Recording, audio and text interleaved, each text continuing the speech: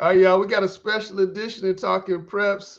My man Randall here. We got a special guest, Antawn Cortez Jamison. Don't use your government name. Known Antoine for a Cortez. long time. Was one of the best high school basketball players I've ever seen in my life. Went to Chapel Hill, as you know, became National Player of the Year. He's director of pro personnel for the Wizards. Fourth overall pick in the NBA draft in 1998. Seventh Tar Heel to have his jersey retired, and nobody can wear 33 when you give somebody permission. Nah, I'm not giving anybody permission. Nobody can wear it. Nobody That's can a wear done 33. deal. He was an Nobody. all NBA rookie, two-time All-Star, and on the backside of this, we're going to get into it, Antoine.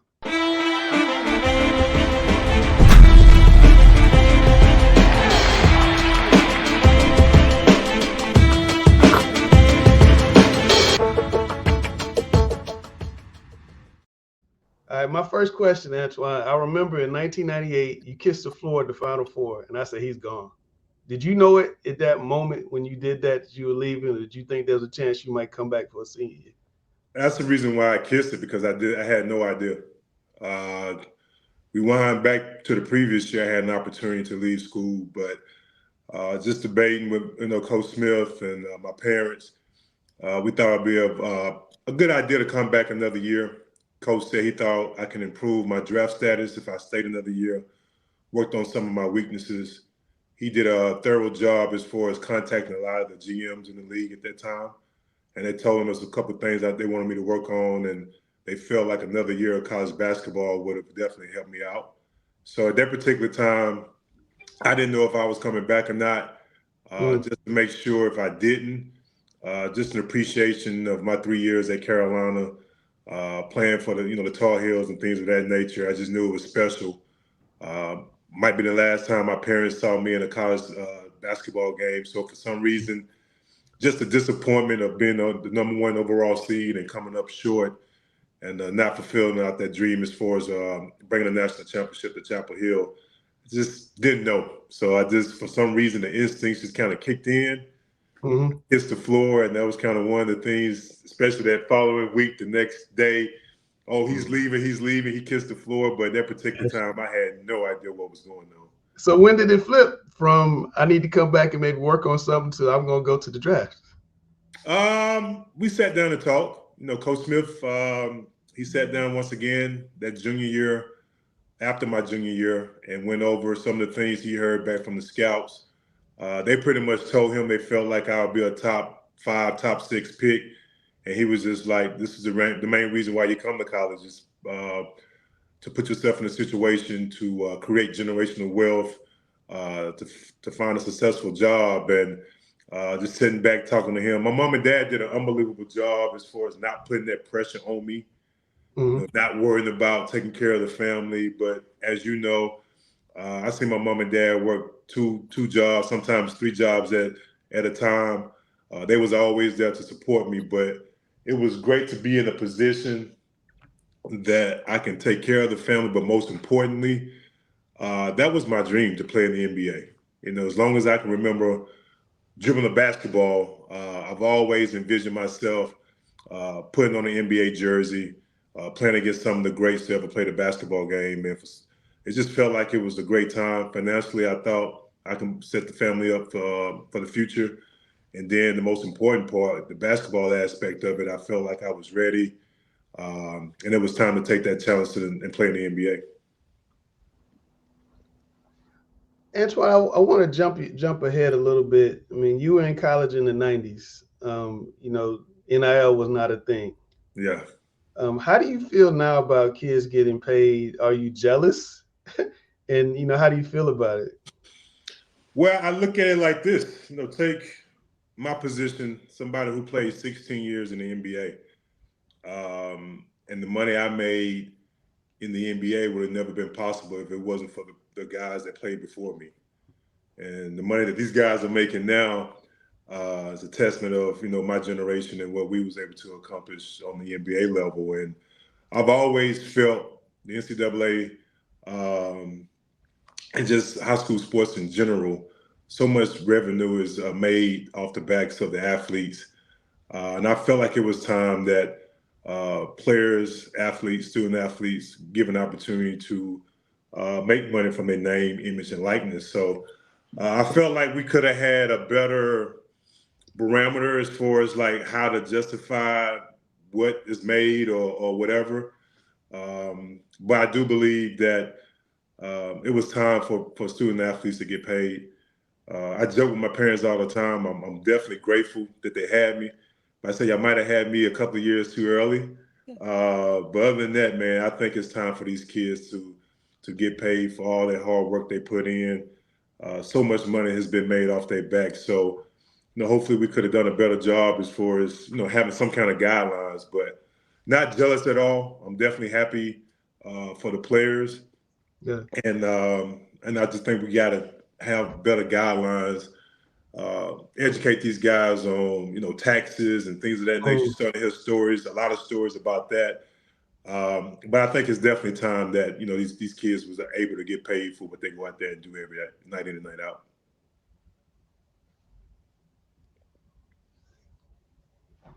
Randall. Can you hear me? Yep. All right. Twan, my question for you is, being a Charlotte native and living here, with the Hornets just drafting Brandon Miller, what do you think that does for them in the future? And what are your thoughts on MJ selling the team? When you think about MJ, and I think he done an unbelievable job as far as giving this city hope. Michael Jordan names not only throughout this world, but the state of North Carolina. It says something. Was kind of surprised, but as we know, Michael, between playing golf and fishing and all these other kind of things, he had a lot of other things that kind of took priority. And I think this specific job, the Hornets, it needed, hands-on attention 24/7. So I think he done an unbelievable job finding a group who kind of have that vision that he has and want to bring success to this area. But it surprised me a little bit. But I go to the games all the time. You still see the same faces that I've seen previously. In the Brandon Miller situation, I think a lot of people don't realize this kid is special. I would like to see him and Ball get on the same page, but Ball has been hurt lately, and you kind of seen him take that next step as far as being consistent. He's a two-way player. He can defend. He can score, different phases of the game. And you would like to see him and Ball kind of get that chemistry down pat quickly as possible. But I think he has a bright future. I think he's going to be successful for years to come. And I'm kind of blessed that the city get to see a true professional. Kind of met him a couple of times and know that, he loves his craft and he's going to do everything possible to be successful. So they have two good pieces. It's just now, with the new guy taking over, Mr. Peters, and the ownership, I think they finna, put the correct foundation for this organization to be successful for years to come. And I hear it all the time, and we know how Charlotte has grown, and this is an unbelievable city, and there should be no reason that you cannot create or bring top free agents to come to this city and play. Great fan base. They know the game of basketball. So I just think it's a matter of time. And, a lot of fans don't want to hear this word patience, but I think it is going to be some more patience. I know they want to know how much patience can we have, because we've been dealing with this for the last, years in the past. But I do like the young nucleus that they have. I just want to see some chemistry between Ball and Miller. I think early on, you can tell Miller was kind of afraid to be in his own bag. But since Ball has been hurt, you kind of see him take that next step. And I just want to see those guys get that chemistry down going forward for this future, for this franchise. Antawn, do you think they figured it out? Do you think they make the playoffs in the next 2-3 years? You talked about patience. I mean, you think they're close, like one draft pick away, one free agent away? I don't think they're close. You got to think about. So a whole lot of patience. It's a whole lot of patience. I think and that's the thing, especially me being with the Wizards and where we at right now. It's going to take a while. You look at the success of OKC. It took them a while after the whole Kevin Durant James Harden and Westbrook breakup, but it's going to take some time. I'm looking at anywhere from 5 years and more, but you guys slowly but surely put the right pieces, surround this young nucleus with great free agents. I think picking up what's my guy from Tennessee, Randall? Grant Williams. Grant Williams is unbelievable. I think it was vital because he's a great locker room guy. They need some great vets in that locker room to monitor the young guys that they do have. He has a certain edge to him that we haven't had with this team. He doesn't care about scoring. He cares about winning. So you need more players like that, more makeup like that in this organization. And I think they're definitely going down the right line by bringing guys like him in. You got Seth Curry, who's been around. He's a true professional. So now one of the problems was having great vets in the locker room. And I think with this trade, they got two solid vets who can show these young guys how to come in and be a professional night in and night out. All right, Twan. Friday night, you and I sat together to watch one of the best local talents we've seen on the hardwood, and Isaiah Evans. My first question about him is just your thoughts overall as you were watching him live and in person Friday night. He had a lot of buzz, and I couldn't wait to see it live. But you look at his size, you look at him, you say, man, he's not strong. There's no way he can, deal with the physicality. He played the whole game. And it was a couple of times, you can tell he was tired, but his mental makeup is something I haven't seen in a high school player in a while. Getting thrown different schemes, different bodies. They playing physical. They threw length on him. He found out a way to score the ball. There's no wasted movement. He knows how to keep it up high, make it difficult for guys to block it. He can put it on the floor. You can trust him. And his attitude, man. He knew that he had to go out there and score close to 48 points in order for them to win. And the thing I respect about it, he set the tone from start to finish. I kind of got the background as far as what happened last year. You're on the road. You got an opportunity to go to the Final Four and give North Mecca a state championship here by next weekend. And for him to come in there and deal with the hostile crowd, to have that type of confidence, to be able to score in different facets. I haven't seen a jump shot like that from a high school kid in a long time. And those are the kind of shots that you're going to be making on the elite level. So if he's able to stay healthy, man, and continue his growth, even though he picked, the wrong school to go to develop his talents in college, I got nothing but respect. And it's been only a couple of players that kind of wowed me the first time I saw him. Zion Williamson was one of those guys, and he's definitely up there to be able to showcase that type of talent and to shoot the ball like that. It was very impressive to see him play and to see what he did on Friday night. Yeah. How do you think he projects at the next level? You touched on that a little bit. How do you think he projects, when you played at that level? I think it projects perfectly. The one thing that is going to keep him in the league for years to come is his shooting ability. And not just a catch and shoot guy. He can put it on the floor. He was able to, back down and fade away. Before I saw him play, I was kind of like, the Brandon Ingram comparison, which I know he's gotten a lot. Yeah. But watching Brandon in college, he's more skillful than Brandon was at that stage. I don't think there's no way that this kid doesn't hit. If he stayed focused, he stays on the route that he's on. Duke is going to do a great job as far as preparing him for the next level and developing him. But that shooting aspect, that's something you can't take away, and he can do it with ease. And you can just tell, most players you can try to figure out, like, can he get more consistent with it or whatever. But, man, I seen him score in different ways, and they threw everything at him. But I don't see how he doesn't make it to the next level. If he continues to, go the route that he's going, staying focused, working on some of his weaknesses, he has to get stronger. But, he was definitely impressive. He was one of the first guys I saw live at that stage. I'm like, you know what? He's that guy. All right. I want to take you a little bit closer to home. Your thoughts on Hubert Davis at UNC? he's gotten a lot of criticism along the way, but I saw this tweet the other day. He's real close to Roy and Gut in terms of his first 3 years, and beat Duke yesterday. Your thoughts on Hubert as the long-term coach at Carolina?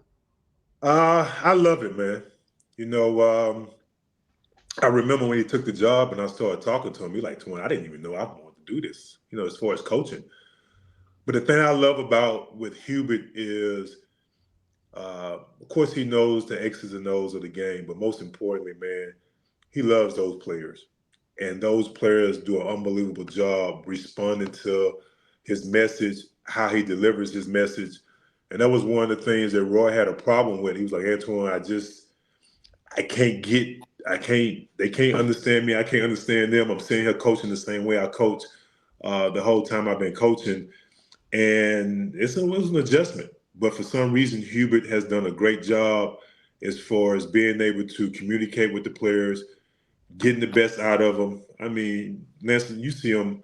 I mean, he's going up and down the sideline, just clapping and defensive stance and bringing energy like he's out there playing. And this generation of players, they understand that, they respect that. And anytime you beat Duke, man, I think the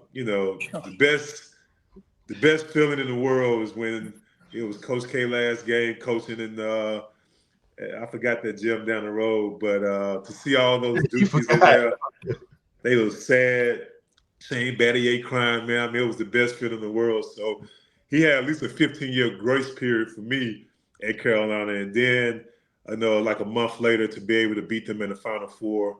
The one thing I was, kind of worried about was the recruiting aspect of it. But between him and Sean May and Lebo and those guys, I mean, they do a great job as far as bringing that top talent that we're accustomed to having at Carolina. So I think it's been a smooth transition so far. I still think there's room for growth. I think he's trying to understand the whole transfer portal, the NIL stuff, so it's all new to everybody. And I think, we kind of got put behind the 8 ball early on because we was trying to figure out and we was kind of doing it the way that Carolina normally does it and not just go out there for the first name that you hear. But I think lately he has done a great job getting some young talent. They've done a great job scouting this transfer portal, bringing in guys who fit the program and kind of embodies what Carolina is all about. So I love it. I mean, he's still loving coaching. We get the opportunity to talk every time I come down there, so I'm happy for Hubert and what he's been able to accomplish in such a short time in Carolina. You mentioned the transfer portal. That leads me to my next question. Cormac Ryan, Notre Dame guy I'm very familiar with. He was the 7th Tar Heel to score 30 points or more at Duke, including Hubert Davis. Also, Luke May, Billy Cunningham, Doug Moe, Michael Jordan, Lenny Rosenbluth. I know you watched it. What'd you think of his performance? Oh, man. Between him and Harrison, that was the one thing I knew we needed. We needed shooting. Because in the past, Armando get the ball in the paint. I mean, he had no room to breathe whatsoever. Hubert done a great job bringing in the things that we needed in order to be successful. But to go into Cameron Indoor Stadium, he's accustomed to it. He played at Notre Dame, so he knew what to expect. But to put on that type of performance, that's difficult. That's difficult for, I don't care, 5-star or whatever you've been able to accomplish in college, to go into that hostile environment and to be able to be cool as ice and just go out there and play his game. And I mean, from start to finish, he was hitting tough shots. He didn't care. And anytime you can get the response from the fans that he was getting after hitting those tough shots was very impressive. Yeah, he was. Hey, that's what we do, man. But I mean, he did a great job. Harrison has been unbelievable all year. He brought a certain edge to this team. It was kind of like the Brady Manic effect. I think he's done the same thing that Brady kind of did when he came to Carolina. And I mean, it's been great to see Hubert and those guys bring in great talent like that. And most importantly, I mean, they're helping us win. And the most important thing I like about those two guys is that they are great human beings. I mean, they love the game of basketball.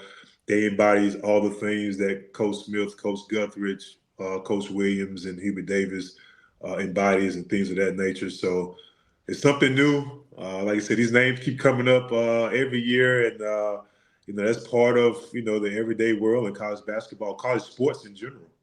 Well, you mentioned Harrison. I want to get you and Randall's thoughts about this play right here. It happened last night.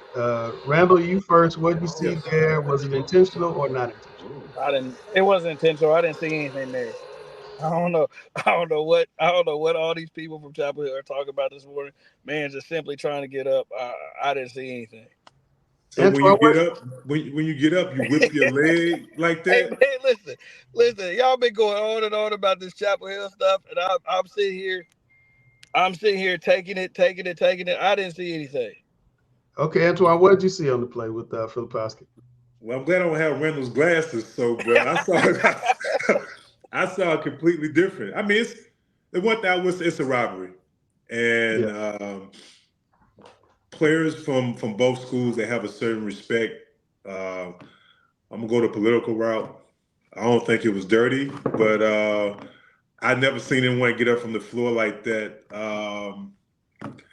Perfect timing. So He was trying to avoid catching. He was trying to avoid catching Brand. It's a karate kick. It was dirty, man. He did that on purpose. Okay, is what he said. There you go. Okay, I can accept that. But how you didn't see nothing? I didn't see it, but I can accept I can accept that response. I didn't see it though. Yeah, it was dirty. He knew exactly what he was doing. He looked right over their shoulder. He saw he was about to come. He knew he couldn't get in front of him, so he did Mr. Miyagi. He karate kicked him. Well, it's definitely part of the rivalry. Antoine, I want to get your thoughts before we get out of here. ACC tournament starts the next week. Will we get a shot at Duke Carolina Part 3 on Saturday? Who Duke got you know what? I think Duke's going to play. NC State, Louisville are going to play in the first round. The winner of that's going to play Syracuse, and the winner of that's going to play Duke. And then in the semifinals, Duke could play Virginia or some combination of Clemson, Boston College, or Miami. Oh no, they're not going to make it. What? Yeah, I don't see them making it. Who's going to beat us? Oh man, I think Clemson got a good chance of making it difficult for them. Virginia, and they're gonna have a home crowd. Yeah. I hope Virginia gets there. I hope so bad Virginia gets there. Gonna have a home crowd. The last time Virginia played Duke didn't turn out so well for Tony Bennett's crew, but that was in Durham. But it didn't turn out. That's what I'm saying. It was in Durham. It's gonna be in DC. All those Virginia fans. That's a short trip for them. So I don't know. Duke travel kind of heavy. Yeah, so I mean, and we love the East Coast. I think we owe it to our fans to see Duke for a third time this year. So I'm calling it right now. Duke versus Carolina will happen next Saturday. That'd be a phenomenal. I'm not saying nothing. I'm not saying anything to anybody this time. I'm keeping my mouth absolutely shut till you was talking Friday night, so why you want to be quiet now? I know I was, and they made me eat my words, and I'm sick about it. I'm not sick about the laws. I'm sick that I was talking to you and jinx my squad. My son just lost. I'm trying to be a good dad, be there for him. I ain't saying nothing. North Beck fans leaving. They're talking about, we're going to get you on Saturday. I'm like, I said, man, you know what just happened. But no, then Randall jumped on it. You heard him. I said, all right. And now he want to be quiet. So, I mean, you're going to be on Saturday night. We're going to see. So that's exactly what's going to happen. Last question before we get out of here. How far do you think this Tar Heel team can go in the tournament? The last time they won ACC regular season outright, 2017. You know what happened at the end of that season. How far can this team go? I think if we can continue get consistent shooting from the perimeter, Cormac Ryan, Harrison. I worried a little bit because RJ, I think he kind of hit like an emotional roller coaster the last couple of games, being up and down because it's been a tough season. All the teams are really geared to stop him and prevent him from catching fire. I just need him to, rest up and just be consistent. He doesn't have to give you close to 30 points a game, but in order for that to happen, guys like Harrison and Cormac Ryan are going to have to do a great job as far as being consistent. And we need big guy. We need big guy to control the paint offensively, defensively. And I need some freshman sensation to come out. I think Elliott has done a great job as far as playing his role. But I think in order for us to go deep into the tournament and have a chance to win it, he's going to have to have a couple of games where he's giving me 15, 17 points a game, because they're really concentrating on getting RJ out the game and stopping those shooters from the perimeter. So a lot of that pick and roll action, he can get downhill without a problem. If he can finish at the rim and convert some easy buckets, I think we should be fine. So that's a lot that needs to happen. Of course, a lot of things do need to happen in order to win a national championship. But I think if we can get those guys to be consistent from the perimeter, and our freshmen come in there and be a sensation down the stretch as we get closer to the Final Four, I think we should be fine. All right, my man. Well, Antawn, thanks for getting on with us, man. Good luck to you the rest of the year, and we'll talk soon. All right. Appreciate it, gentlemen. No problem. Thank you, Good, Tawan. Yeah. I know. All right, bro.